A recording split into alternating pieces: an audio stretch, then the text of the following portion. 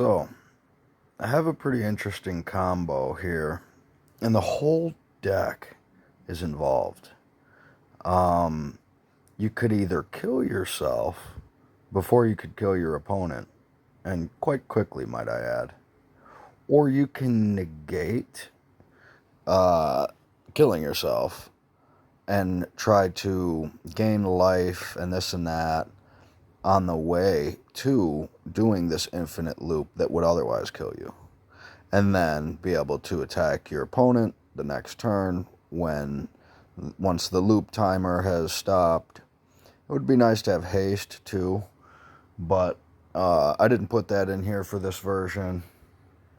Now what it is you don't see the main cards yet, but these cards are going to be very important, very vital, with the ley line of vitality, to gain 2 life every time a creature enters the battlefield, and then gain 1 life every time you cast a spell.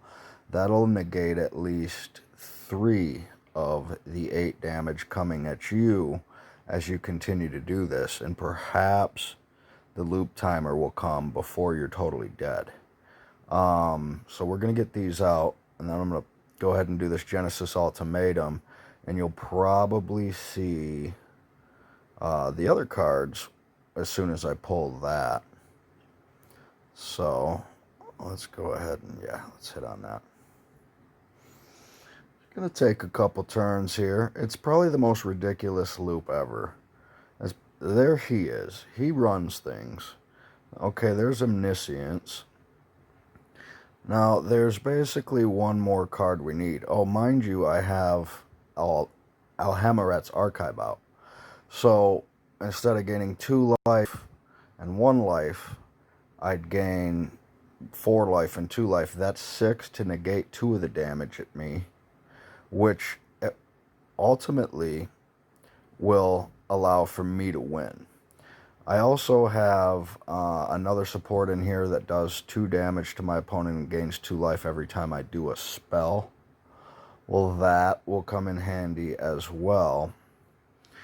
Now, let me see. I need room in my hand for at least 1 draw. We don't want to unleash all this yet. We're going to be filling it up. Let's see here.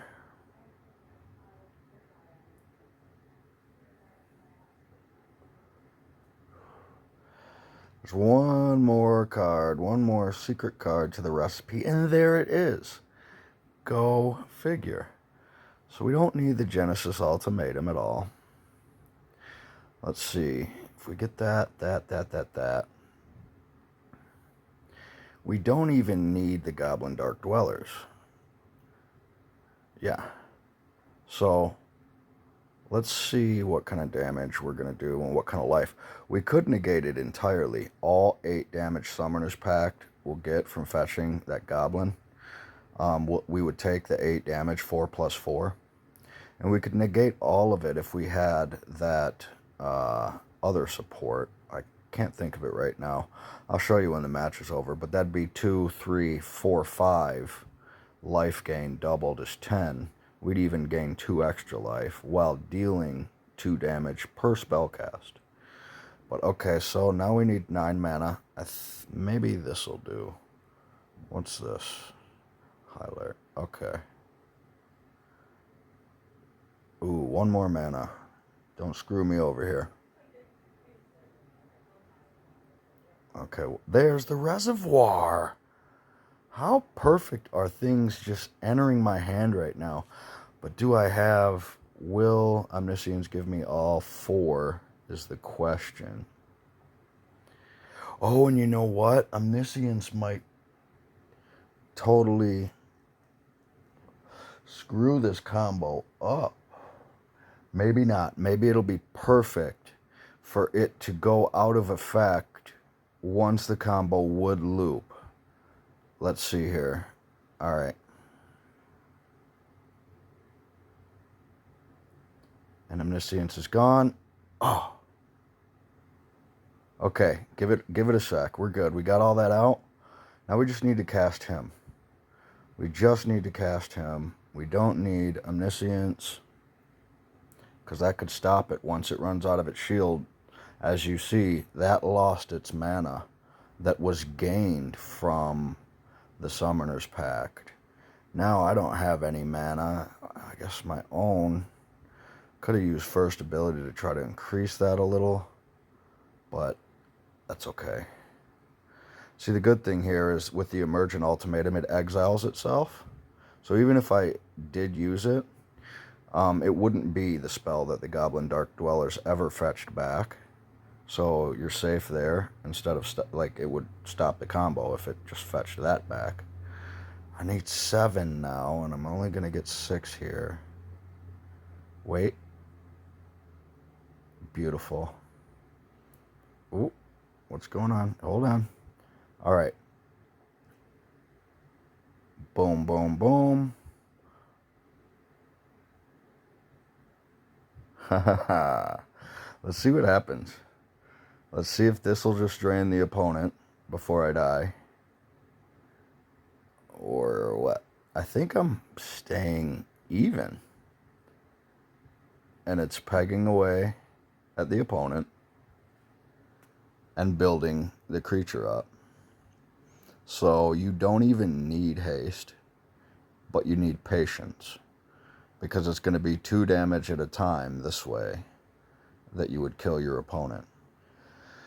You could risk it and try to attack next turn. If you had the idea that you would be okay, then go for it. And perhaps in the AI's hands, this loop wouldn't fulfill itself. That's the one thing about the loop timer. Yeah, you can keep it going and make your loop occur if you're a real life person. But if you're the AI, I think it tries to stop itself after like 2 loop timers or something like that. But I can't believe I thought of all of this to put this together. If I didn't have X amount of cards with the Goblin and Summoner's Pact, like if it were just Goblin and Summoner's Pact, he'd just sit there and kill himself, like kill yourself. It's like very quickly. He'd just summon himself, return Summoner's Pact with full mana, summon himself, and you'd take 8 damage over and over and over. But with the ability to gain 2, 3, 4, 5 times 2 life back every time you do this, and do 2 damage every time you do it, voila. You get to smoke your opponent. It's pretty cool.